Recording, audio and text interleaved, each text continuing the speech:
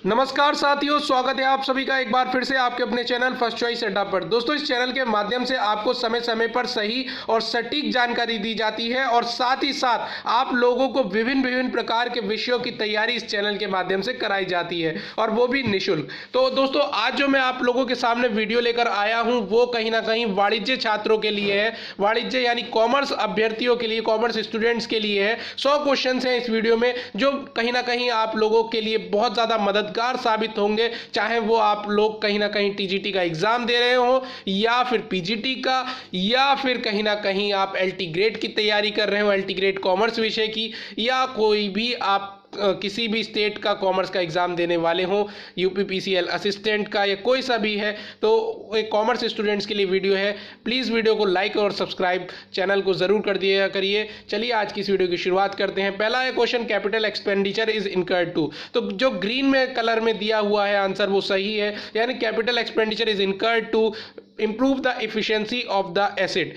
हिंदी वालों के लिए भी बोल देता हूं मैं, पूंजीगत व्यय परिसंपत्ति की दक्षता में सुधार के लिए उपगत किया जाता है, यानी ऑप्शन सी जो है वो बिल्कुल इसमें सही हो जाएगा। नेक्स्ट देखते हैं, as per dash principle revenues of a period match किया जाता है खर्चों के साथ उसी ईयर के, यानी डिटर, और ताकि निकाला जा सके प्रॉफिट और लॉस। ये किस प्रिंसिपल के अकॉर्डिंग है? तो ये मैचिंग प्रिंसिपल के अकॉर्डिंग है, यानी जो आपका मिलान के सिद्धांत के अनुसार लाभ या हानि का निर्धारण करने के लिए किसी अवधि का आगम यानी राजस्व उस अवधि के खर्च से, यानी उसी पीरियड के एक्सपेंसेस से मिलाया जाता है। नेक्स्ट क्या है? तीसरा है, do not anticipate profit but provide for all possible losses. ये कहा है कि ये क्या, कौन सा प्रिंसिपल है ये बताना है। तो दोस्तों, ये प्रूडेंस प्रिंसिपल, यानी इसको हिंदी में विवेक कहते हैं, यानी लाभ का अनुमान ना लगाया जाए परंतु सभी जितनी भी संभावित हानियां हैं जो होने वाली हैं भविष्य में, भविष्यों के लिए प्रदान किया करें। ये सिद्धांत है कहीं ना कहीं विवेक यानी प्रूडेंस का। चौथा है, if goods are taken for personal use by the proprietor the accounts to be debited is. यदि माल मालिक द्वारा व्यक्तिगत उपयोग के लिए लिया जाता है तो डेबिट किया जाने वाला खाता कौन सा कहलाता है? तो वो कहलाता है आहरण खाता, जिसको ड्राइंग्स अकाउंट कहते हैं। If goods are taken for personal use के लिए ले जाए प्रोप्राइटर तो अकाउंट जो डेबिट किया जाएगा वो ड्राइंग अकाउंट किया जाता है। दोस्तों, पांचवा क्वेश्चन है, period intervening between the date on which a bill is drawn and that on which it becomes due is called। इसको क्या कहते हैं? इसको टर्म ऑफ अ बिल कहा जाता है। ये कहीं ना कहीं आपका बिल्स ऑफ एक्सचेंज वाले चैप्टर का क्वेश्चन है। उस तिथि के बीच की अवधि जिसमें किसी बिल को बनाया जाता है और जिस तिथि पर वह बकाया हो जाता है उसे क्या कहते हैं? उसे कहा जाता है एक बिल की अवधि, term of a bill. Next question है, if cash sale is ₹1 lakh, यानी कैश सेल जो है वो 1 लाख रुपए की है, क्रेडिट सेल्स कुछ 50,000 रुपए की दे रखी है, खर्चे दे रखे हैं एक्सपेंसेस फॉर द पीरियड 40,000 रुपए के, जिसमें से 10,000 रुपए आउटस्टैंडिंग है, तो profit for the period under accrual system of accounting क्या होगा? तो दोस्तों, इसको सॉल्व करेंगे आप तो 1,10,000 रुपये आ जाएगा। यानी आप पढ़ भी सकते हैं हिंदी में, देखिए स्क्रीनशॉट भी ले सकते हैं कहीं ना कहीं, आप बाद में इसको सॉल्व करिएगा। नहीं होता कोई न्यूमेरिकल तो मैं आप लोगों को करवाऊंगा, आप लोगों का भाई किस लिए है। नेक्स्ट क्वेश्चन है number 7, dash is not an internal user, नहीं है अकाउंटिंग इंफॉर्मेशन का। तो देखिए, एम्प्लॉयज़, मैनेजमेंट और ऑनर तो इंटरनल यूज़र्स होते हैं, पर एक्सटर्नल यूज़र जो है कहीं ना कहीं वो पब्लिक है, इसलिए यहाँ पर पूछा गया था नॉट एन इंटरनल यूज़र, तो पब्लिक यानी जनता आपका सही आंसर हो जाएगा। Question number 8, mister X purchase कर रहे हैं motorcycle for his son on credit and recorded as purchase of assets in business books, he has violated. उन्होंने वायलेट किया कौन सा प्रिंसिपल? तो उन्होंने वायलेट किया है अकाउंटिंग एंटिटी प्रिंसिपल, जिसको बिजनेस एंटिटी कंसेप्ट भी कहा जाता है, इसलिए ये वाला जो है बिल्कुल सही है। यानी उन्होंने जो अपना परचेज की मोटरसाइकिल अपने बेटे के लिए उधार पर वो दिखा रहे हैं एसेट के तौर पर बिजनेस बुक्स में, तो कहीं ना कहीं यहाँ वायलेशन होता है अकाउंटिंग एंटिटी प्रिंसिपल का, लेखा इकाई सिद्धांत का। नेक्स्ट क्वेश्चन है, विच of the following does not fail under nominal account, यानी नॉमिनल अकाउंट के अंदर फॉल नहीं होता है, तो यहाँ पर ड्राइंग्स अकाउंट जो है वो नॉमिनल अकाउंट्स के अंदर नहीं आता है। तो यहाँ पर राइट आंसर जो है वो सी हो जाएगा दोस्तों। ये कहीं ना कहीं पर्सनल अकाउंट का है। Debit balance in cash book means, debit balance cash book का क्या कहलाता है, यानी नकदी बही में नामे शेष का अर्थ क्या है। तो पासबुक के अनुसार ऋण शेष, यानी credit balance as per passbook. अगर आपको बस उल्टा देखना होता है, अगर डेबिट बैलेंस कैश बुक का दे रखा है तो पासबुक का क्या होगा, क्रेडिट बैलेंस होगा। यही सही आंसर होगा। Depreciation is charge on, depreciation charge होगा किस पर होगा, तो दोस्तों एसेट पर। और कौन सा एसेट होगा, प्लांट एंड मशीनरी। जमीन पर डेप्रिसिएशन चार्ज नहीं होगा, और बी और सी ऑप्शन तो बिल्कुल भी नहीं होने हैं। तो ऑप्शन ए आपका प्लांट एंड मशीनरी सही था। नेक्स्ट क्वेश्चन है 12th। Credit sale of ₹10,000 to Ram was record की गई 1,00,000 रुपए के तौर पर। रेक्टिफिकेशन किस चीज़ में करेंगे। तो दोस्तों उधार माल बेचा था 10,000 रुपये का, और आपने सेल दिखाई एंड वॉज रिकॉर्डेड एज ₹1,00,000 रुपये। तो सेल को आपने कहीं ना कहीं 1,00,000 रुपये के तौर पर दिखा दिया होगा क्रेडिट साइड में। तो उसको सही करने के लिए आपको सेल अकाउंट को क्या करना पड़ेगा, 90,000 से डेबिट करना पड़ेगा, तो सही हो जाएगा। और देखिए राम को आपने कहीं ना कहीं क्रेडिट नहीं किया होगा, तो राम को क्रेडिट किया जाएगा टू राम अकाउंट करके 90,000 रुपये। डेबिट और क्रेडिट इक्वल होते हैं इसी वजह से। नेक्स्ट क्या है, when the bill is retain till maturity and when the drawer या पेई जो रिसीव करता है amount, the account to be debit in the books of drawer या पेई में किस अकाउंट को डेबिट किया जाएगा। तो जाहिर सी बात है कि कैश या बैंक अकाउंट जो होगा वो डेबिट किया जाएगा।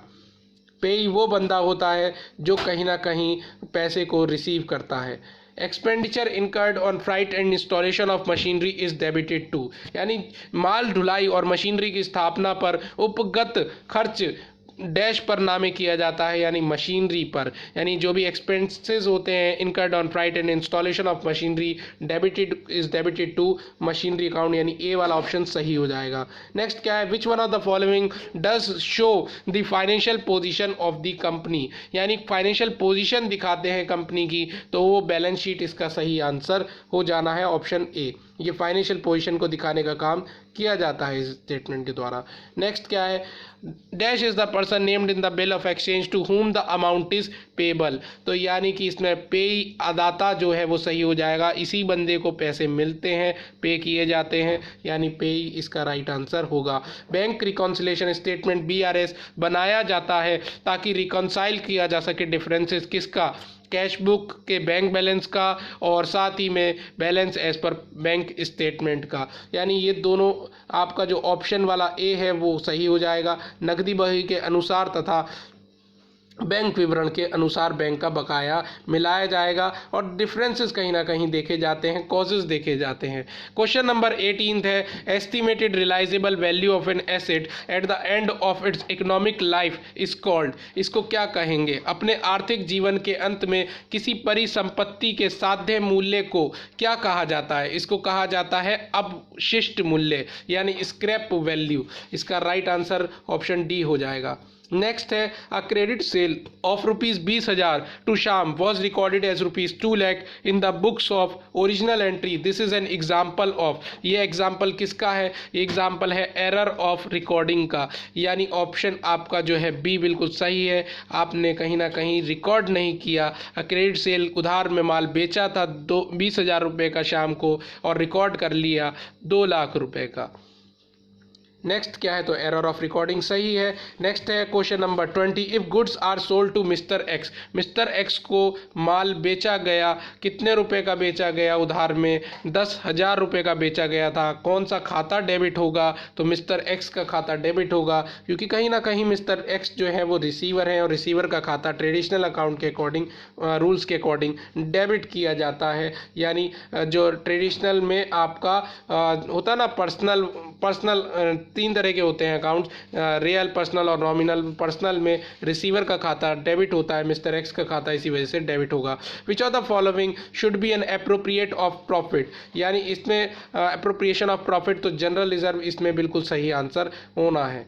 नेक्स्ट क्या है, when the bills are drawn, जब बिल्स ड्रॉन किए जाते हैं और एक्सेप्ट किए जाते हैं without any consideration with a view to help the parties involve, इसको क्या कहा जाता है, इसको कहा जाता है एकोमोडेशन बिल, यानी इसको एकोमोडेशन, इसमें म्यूचुअल हेल्प की जाएगी। तो जहाँ पर दोस्तों हेल्प, म्यूचुअल हेल्प किए जाते हैं, दो तरह के बिल्स ऑफ एक्सचेंज में आपने पढ़ा भी होगा कि दो तरह का होता है, एक ट्रेड बिल होते हैं और एक एकोमोडेशन बिल होते हैं। तो यहाँ पर बात हो रही है हेल्प की, तो म्यूचुअल हेल्प जो है वो एकोमोडेशन बिल से रिलेटेड होते हैं। नेक्स्ट क्या है, question 23, dash is the amount withdrawn और goods taken by the proprietor, दोस्तों ड्राइंग्स है इसका राइट आंसर। और नेक्स्ट क्या है, dash characteristics of accounting information is reflected when accounting information is clearly presented, तो यहाँ पर पूछा गया है कौन सा आपका विशेषता आएगी, तो यहाँ पे अंडरस्टैंडेबिलिटी इसमें सही आंसर हो जाएगा, तो यहाँ पे ऑप्शन बी इसका सही है। द एंट्रीज पहली बार रिकॉर्ड किए जाती हैं, are first recorded in books of original entry, यानी मूल प्रविष्टि की बही। Question number 26, errors which arise due to wrong recording, गलत रिकॉर्डिंग कर ली, गलत पोस्टिंग कर दी, गलत कैरी फॉरवर्ड कर दिया, ये क्या कहलाता है, ये किस तरह का क्या एरर है, तो ये दोस्तों कार्य संबंधी त्रुटियां हैं, यानी कि एरर ऑफ कमीशन है, ये इसका सही ऑप्शन हो जाएगा option C. Going concern assumption assume करता है that the life of a business is, तो आपका बिजनेस निरंतर चलता रहता है ऐसा माना जाता है, तो इन्फिनाइट पीरियड इसका राइट आंसर हो जाएगा माय फ्रेंड्स। नेक्स्ट है question number 28, the book in which all accounts are maintained, एक ऐसी किताब जो कहीं ना कहीं जिसमें सारे अकाउंट्स मेंटेन किए जाते हैं, वो कहीं ना कहीं लेजर यानी खाता बही कहलाती है, इसलिए ऑप्शन सी सही है। Shows the credit balance in trial balance, trial balance में क्रेडिट बैलेंस दिखाया जाता है किसके द्वारा, बैंक ओवरड्राफ्ट अकाउंट के द्वारा ये शो किया जाता है क्रेडिट बैलेंस, तो इसका ऑप्शन जो है डी सही है, बैंक ओवरड्राफ्ट खाता। नेक्स्ट अब फाइनेंशियल अकाउंटिंग के क्वेश्चंस हैं आपके, और इसको देखते हैं फटाफट। The assets owned and liabilities owned as on the date are shown in, कहाँ दिखाई जाती हैं एसेट्स एंड लाइबिलिटीज, जाहिर सी बात है बैलेंस शीट में ही दिखाई जाएगी। Next question number 2, is not an advantage of computerised accounting system, की एडवांटेज नहीं है दोस्तों, तो सिस्टम फेलियर जो है कंप्यूटराइज्ड अकाउंटिंग सिस्टम की एडवांटेज नहीं होती हैं, इसलिए प्रणाली की विफलता जो है वो कहीं ना कहीं इसका क्या हो जाएगा, एडवांटेज नहीं है, कहीं ना कहीं डिसएडवांटेज है कंप्यूटराइज्ड अकाउंटिंग सिस्टम की। कंप्यूटरीकृत लेखांकन प्रणाली की जो ऊपर वाली दे रखी है वो सही ना, एडवांटेजेस है, लाभ है, बेनिफिट्स हैं, जैसे कि स्पीड जो है, गति, MIS रिपोर्ट्स या फिर रियल टाइम यूज़र इंटरफेस, ये कहीं ना कहीं एडवांटेजेस हैं, और नीचे वाला जो है वो डिसएडवांटेज ऑप्शन है। Next, the balance of show gross profit GP और GL, तो ट्रेडिंग अकाउंट में ही ये आपको देखने को मिलता है, वहीं प्रॉफिट एंड लॉस अकाउंट में नेट प्रॉफिट और नेट लॉस देखने को मिलता है my friends. Next question number 4 देखते हैं, to expect a well formatted printable data from access database we may use, हमें क्या यूज़ करना चाहिए, हमें रिपोर्ट को यूज़ करना चाहिए। टू एक्सपेक्ट यानी देखो हिंदी में भी पढ़ के बताता हूँ, एक्सेस डाटाबेस से एक अच्छी तरह से स्वरूपित मुद्रण योग्य डेटा प्राप्त करने के लिए हम किसका उपयोग करते हैं, हम उपयोग कर सकते हैं रिपोर्ट का। क्लोजिंग स्टॉक इफ गिवन, बाहर दिया जाता है ट्रायल बैलेंस के, तो इस शोन इन कहाँ दिखाया जाएगा, तो दोस्तों ट्रेडिंग अकाउंट में भी दिखाएंगे और बैलेंस शीट में दिखाएंगे, यानी अगर जब कभी भी क्लोजिंग स्टॉक, शेष स्टॉक अगर आपका परीक्षण शेष के यानी ट्रायल बैलेंस के बाहर दे रखा है, बाहर देने का मतलब ही यही होता है कि ट्रेडिंग अकाउंट और बैलेंस शीट दोनों जगह कहीं ना कहीं आपको इसको दिखाना है। नेक्स्ट क्या है, खर्चे, एक्सपेंडिचर्स वे which are likely to give benefits for more than, एक से ज़्यादा अकाउंटिंग पीरियड के लिए बेनिफिट देते हैं, वो डेफर्ड रेवेन्यू एक्सपेंडिचर कहलाते हैं माय फ्रेंड्स, यानी ऑप्शन जो ए है वो कहीं ना कहीं सही आंसर हो जाएगा। लैंग्वेज सिंटेक्स चेक किया जाता है सॉफ्टवेयर के द्वारा, क्या कहलाता है, वो कहलाता है लैंग्वेज प्रोसेसर, यानी भाषा संसाधित, ये आपका ऑप्शन ए जो है वो सही कहीं ना कहीं सही ऑप्शन हो जाएगा, लैंग्वेज प्रोसेसर। नेक्स्ट क्या है, calculate the value of building at the end of the year. आखिर में आपको बिल्डिंग की वैल्यू निकालनी है। बिल्डिंग की वैल्यू स्टार्टिंग में 1 लाख रुपए दे रखी है, एडिशन में 50,000 रुपया और जोड़े आपने, और डेप्रिसिएशन 10,000 का दे रखा है। तो दोनों ऊपर वाली 1 लाख और 50,000 की वैल्यू को जोड़ेंगे और डेप्रिसिएशन 10,000 का माइनस करेंगे तो आपके पास आंसर 1,40,000 रुपये का आएगा माय फ्रेंड्स। नेक्स्ट क्या है, although appears on asset sides of balance sheet these assets are not really assets of the business. तो डेफिड रेवेन्यू एक्सपेंडिचर कहीं ना कहीं एसेट्स नहीं होते हैं, रियल एसेट्स नहीं होते हैं बिजनेस के, हालांकि इनको दिखाया जाता है बैलेंस शीट के एसेट साइड में। माना ऐसा जाता है कि ये कहीं ना कहीं 1 साल से ज़्यादा के लिए होते हैं और एसेट नहीं होते हैं दोस्तों। Question number 10, dash is a collection of resources design to transform financial and other data into information. यानी संसाधनों का एक संग्रह जिसे वित्तीय और अन्य डाटा की जानकारी में बदलने के लिए डिजाइन किया गया है। तो क्या कहलाएगा वो कहलाएगा अकाउंटिंग इंफॉर्मेशन सिस्टम, जिसको AIS भी कहते हैं आप, लेखांकन सूचना प्रणाली। Next question, which of the following is not shown under equity and liabilities in balance sheet. तो जिसको नहीं दिखाया जाता इक्विटी एंड लाइबिलिटीज में बैलेंस शीट में, वो कौन सा ऑप्शन है, वो option B deferred revenue expenditure. अभी ऊपर भी पूछा गया था कि कहीं ना कहीं ये एसेट होता है दोस्तों, जबकि current liability, non current liability और आपका ओनर्स फंड्स ये कहीं ना कहीं लाइबिलिटी और कैपिटल साइड में दिखाए जाते हैं, जबकि ये डेफर्ड रेवेन्यू एक्सपेंडिचर ऐसा नहीं होता है। नेक्स्ट क्या है, dash 12 is not an account but only A statement of assets and liability. तो बैलेंस शीट जो है अकाउंट नहीं होता है दोस्तों, ये एसेट्स एंड लाइबिलिटीज का स्टेटमेंट होता है। अच्छा क्वेश्चन है, पूछा जा सकता है एग्जाम में। The assets which are held for resale for converting into cash are shown under the head. किस हेड के अंदर दिखाएंगे, तो जिसको आप तुरंत कैश में बदल सकते हैं, रीसेल कर सकते हैं, तो कहीं ना कहीं ऐसे एसेट्स करंट एसेट्स कहलाते हैं। कॉमन फील्ड्स जो यूज़ किए जाते हैं relationship between tables are called, इसको क्या कहेंगे आप, इसको कहेंगे की फील्ड्स। क्या कहेंगे दोस्तों, की फील्ड्स कहा जाएगा। कॉमन फील्ड जो कि यूज़ की जाए रिलेशनशिप में बिटवीन टेबल्स, की फील्ड्स कहलाते हैं। Which of the following is an example of revenue expenditure का एग्जाम्पल है। तो रेवेन्यू एक्सपेंडिचर का उदाहरण है तो expense incurred for repairs and maintenance of fixed assets. Expenses incurred for repairs and maintenance of fixed assets example कहलाएगा किसका, revenue expenditure का दोस्तों। Under single entry system which accounts are not maintain. तो real और nominal account single entry system में नहीं बनते थे, केवल पर्सनल अकाउंटेंट मेंटेन किए जाते थे। दुकानदार जो पहले थे वो कहीं ना कहीं सिंगल एंट्री सिस्टम को फॉलो करते थे और कहीं ना कहीं ये अधूरा लेखांकन माना जाता है और पर्सनल अकाउंट ही मेंटेन किए जाते हैं। In order to retrieve select data meeting specified criteria from 2 different tables of Access database we make use of। तो हम प्रच्छा यानी क्वेरी को यूज़ करेंगे एक्सेस डाटाबेस की 2 अलग अलग तालिकाओं से निर्दिष्ट मानदंडों को पूरा करते हुए चयनित डाटा को पुनः प्राप्त करने के लिए हम किसका उपयोग कर सकते हैं, हम क्वेरी का यूज़ कर सकते हैं दोस्तों। If cost of closing stock की कॉस्ट 1,00,000 रुपये दे रखी है और मार्केट वैल्यू दोस्तों लगभग 90,000 रुपये है, तो क्लोजिंग स्टॉक आप कहाँ दिखाएंगे, तो ये दिया हुआ है। देखिए क्लोजिंग स्टॉक की कॉस्ट 1,00,000 है और 90,000 रुपये मार्केट वैल्यू है, तो क्लोजिंग स्टॉक जो अपेयर किया जाएगा फाइनल अकाउंट्स में वो 90,000 किया जाएगा क्योंकि उसकी मार्केट वैल्यू पर लिया जाता है, यानी मार्केट वैल्यू 90,000 है तो 90,000 ही दिखाए जाएंगे। नेक्स्ट क्या है, following formula is use to determine the profit for the period in single entry system. तो इसके लिए फॉर्मूला देखिए क्या है कि कैपिटल जो एंड में बचती है उसको उसमें ड्राइंग्स को जोड़ते हैं और एडिशनल कैपिटल जो इंट्रोड्यूस की उसको माइनस करेंगे और बिगिनिंग में ओपनिंग कैपिटल जो होगी उसको भी माइनस किया जाएगा, तब जाके आपका क्या निकल के आता है, आपका प्रॉफिट निकल कर आता है दोस्तों। Expenses incurred but not yet paid are accounted because of accrual concept के अकॉर्डिंग। यानी जो आपके खर्चे हैं, उपगत खर्चे हैं जिनका अभी तक भुगतान नहीं किया गया है, उन्हें लेखा में आपका एक्रूअल कंसेप्ट कारण लिखा जाता है। देखिए IT इंफॉर्मेशन टेक्नोलॉजी फॉलो करता है कौन सा प्रिंसिपल, तो garbage in garbage out principle follow किया जाता है, which necessitates that input to the IT based information system is accurate, complete and authorised.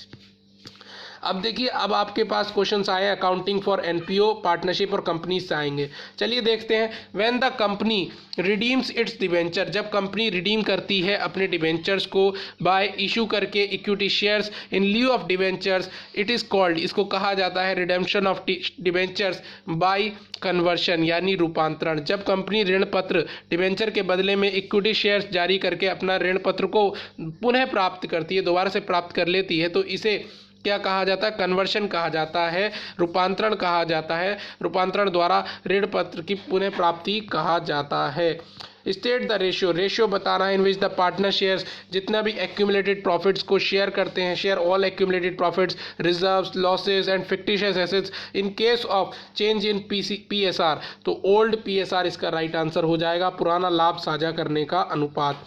ए और बी पार्टनर्स हैं, शेयर करते हैं प्रॉफिट एंड लॉस 3:1 में। With effect from January 1, 2020 they agree to share profit और loss in the ratio 2:1 due to change in PSR, बीस gain और sacrifice will be. तो क्या हो जाएगा? इसको गेन आएगा इसका 1/12। सॉल्व कर लीजिएगा, नहीं सॉल्व होता है तो बताइएगा, मैं दोबारा से आपको न्यूमेरिकल्स सारे सॉल्व करवा दूंगा। In partnership in case of fixed capital the capital account always shows balance.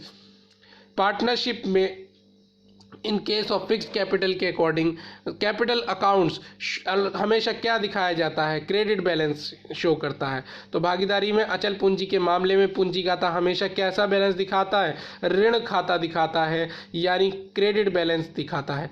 Share holder receives from the company, share holder receives from the company dividend, dividend मिलता है शेयर होल्डर्स को। तो ये आपका option भी बिल्कुल सही हो जाएगा। The debenture which are secured either on fix charge और फ्लोटिंग चार्ज आर कॉल्ड, इसको क्या कहेंगे हम? ऐसे डिबेंचर्स ऋण पत्र जो या तो निर्धारित प्रभार या चल प्रभार पर रक्षित किए जाते हैं, उन्हें कहा जाता है क्या? बंधक ऋण पत्र, मॉर्टगेज डिबेंचर्स। क्या कहते हैं उसको? मॉर्टगेज डिबेंचर्स कहा जाता है। नेक्स्ट क्या है? Not for profit organisation is managed by group of individuals who are often called. तो एनपीओ इज मैनेज बाय, ऐसे इंडिविजुअल्स के समूह के द्वारा कहीं ना कहीं मैनेज किया जाएगा, प्रबंध किया जाएगा, जिनको क्या कहते हैं? ट्रस्टीज़ कहते हैं। ना प्रमोटर, पार्टनर, डायरेक्टर तो बिल्कुल नहीं कहेंगे, इनको कहते हैं क्या? ट्रस्टीज़ कहने का काम किया जाता है। As per SEBI guidelines the minimum subscription amount has been fixed at 90% of issued share capital. SEBI यानी security exchange board of India guidelines के अकॉर्डिंग मिनिमम सब्सक्रिप्शन अमाउंट जो कि फिक्स किया गया है वो 90% इशूड शेयर कैपिटल का करा गया है fix. A and B partners हैं, शेयर करते हैं profit loss in the ratio 5:3। On admission C bring 70,000 रुपये कैश लेकर आया, 43,000 अगेंस्ट गुडविल। तो new profit ratio A B C का 7:4 हो जाएगा। सेक्रीफाइसिंग रेशियो क्या होगा ए बी का? तो पार्टनरशिप से भी क्वेश्चन आपके आते हैं, एडमिशन हो, रिटायरमेंट हो, डेथ हो, डिसोल्यूशन हो, तो काफ़ी क्वेश्चन बनते हैं। इसका आंसर 3:1 है। नहीं आता है मैं सॉल्व करूंगा, अलग से एक वीडियो बना के सारे न्यूमेरिकल्स आपको सॉल्व करवा दूंगा। फिलहाल अभी बहुत सारे क्वेश्चंस हैं तो इसी वजह से रीड कर रहा हूं। Sacrificing ratio is calculated as, तो सेक्रीफाइसिंग रेशियो कैसे कैलकुलेट किया जाता है? ओल्ड रेशियो में से न्यू रेशियो को माइनस करेंगे तो सेक्रीफाइस रेशियो आता है, और अगर न्यू में से ओल्ड को माइनस करते हैं तो गेनिंग रेशियो आता है। तो ये हमेशा ध्यान रखिए, सेक्रीफाइसिंग रेशियो का एसआर निकालने का फॉर्मूला होता है OR - NR। Share forfeiture account is a nominal account. Share forfeiture account क्या होता है बेटे? नॉमिनल अकाउंट होता है। तो ये शेयर जब्ती खाता एक प्राधिकृत खाता कहलाता है, नॉमिनल अकाउंट कहलाता है। नेक्स्ट क्या है भाई? If X and Y are the partner shares profit and loss equally, losses equally, Z is admitted for 1/3 shares profit में के लिए एडमिट हुआ। एडमिशन के दौरान इफ रिवैल्यूएशन प्रॉफिट 6,000 रुपये का दे रखा है तो कहीं ना कहीं amount will be credited to mister X's share on profit and revaluation will be. Solve करेंगे 3,000 रुपये इसका आंसर आ जाएगा। Under which method of goodwill valuation the goodwill is calculated on the basis of surplus profit earned by firm in comparison to average profits earned by other firms? तो इसका right answer होगा दोस्तों super profit method. कौन सा method होगा? Super profit method. Methods भी आते हैं, चाहे वो वेटेड हो, एवरेज हो, कैपिटलाइजेशन से रिलेटेड हो, तो इस तरीके के मेथड्स भी पूछे जाते हैं। The sequence in which the share capital is reflected in balance sheet, तो कैसा सीक्वेंस होना चाहिए, सिक्वेंशियल वे में आपको पता होना चाहिए। जिस क्रम में शेयर पूंजी परिलक्षित की जाती है वह पहले ऑथराइज आएगा, फिर इशूड, फिर सब्सक्राइब, फिर फुली पेड और फिर subscribe but not fully paid. तो हमेशा याद रखिए कि पहले ऑथराइज, फिर इशूड, फिर सब्सक्राइब, फिर फुली पेड और लास्ट में subscribe but not fully paid दोस्तों।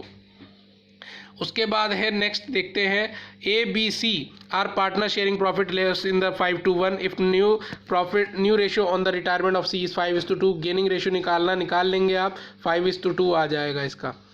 नेक्स्ट क्या है, accrued income and outstanding expense are never shown by आप not for profit organisation in, तो रिसिप्ट्स एंड पेमेंट्स अकाउंट में ये दिखाया नहीं जाता है, नेवर शोन बाय NPO के द्वारा, ठीक है। तो ये आपका क्या आंसर हो जाएगा, रिसिप्ट्स एंड पेमेंट्स अकाउंट, ठीक है। इसमें क्या है, इनकम एंड एक्सपेंडिचर होता है, रिसिप्ट्स एंड पेमेंट्स नहीं है, तो यहाँ पर ऑप्शन डी जो है वो सही हो जाएगा। Usually the debentures are issued with a specified rate of interest, जिसको क्या कहते हैं, कूपन रेट कहते हैं। अच्छा क्वेश्चन है, बहुत अच्छा क्वेश्चन है, TGT PGT में पूछा जा सकता है। तो usually the debentures are issued with a specified rate of interest, जिसको आप क्या कहते हैं, कूपन रेट।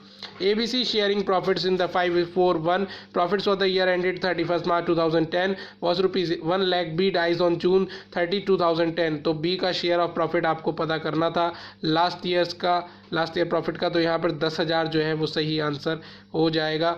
तो आपसे पूछा गया था बी का, है ना, तो ये आप क्या रख लोगे भी, रख लेना, इसको सॉल्व करना, देखना क्या आता है। The debenture redemption reserve is reflected under head in the balance sheet, तो इसमें आंसर हो जाएगा रिजर्व्स एंड सरप्लस, यानी ऑप्शन जो है किस हेड में दिखाया जाएगा, under which head, balance sheet के अंदर किस हेड में, डिबेंचर रिडेम्पशन रिजर्व को, तो रिजर्व्स एंड सरप्लस में के अंदर हेड में दिखाया जाएगा।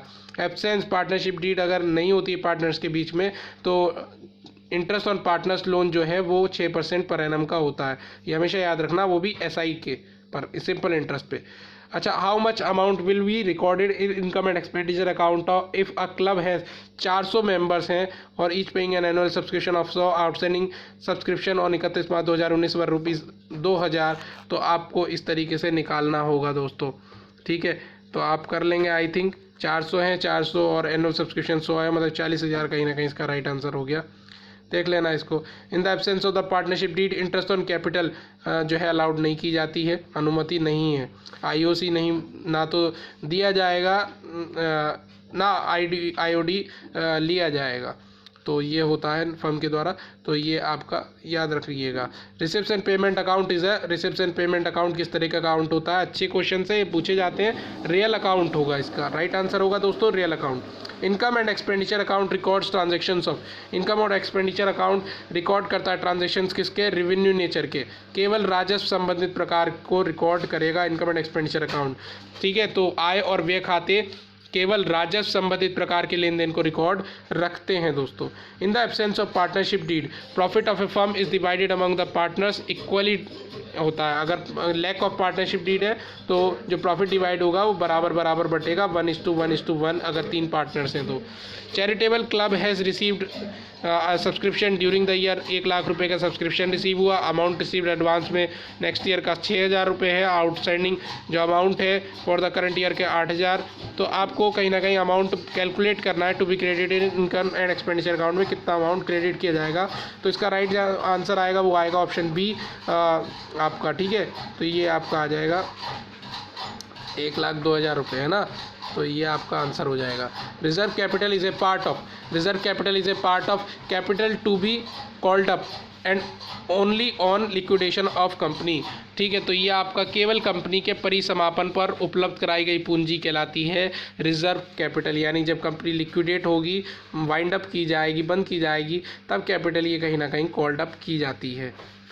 इन case of NPO donation receipt for a special purpose के लिए should be credited to separate account में दिखाई जाती है, shown in the balance sheet में दिखाई जाएगी। अब देखिए पार्ट बी है फाइनेंशियल स्टेटमेंट एनालिसिस के कुछ क्वेश्चन हैं, देखते हैं। बहुत सारे क्वेश्चन हैं दोस्तों, तो आखिर तक जरूर देखिएगा। The statement should which shows inflow and outflow of cash and cash equivalents from various activities of A company during a specific period is called, इसको कहते हैं कैश फ्लो स्टेटमेंट। क्या कहेंगे दोस्तों? कैश फ्लो स्टेटमेंट इसका right answer हो जाएगा आपका।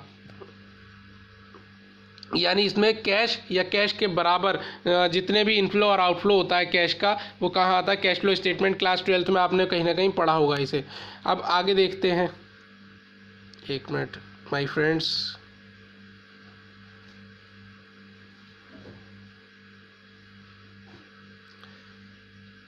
ये मैंने आपको सब बता दिया है, थोड़ा सा पेज ऊपर नीचे हो गया। चलिए, ये आपको रिपोर्ट बता दिया था ना, ठीक है।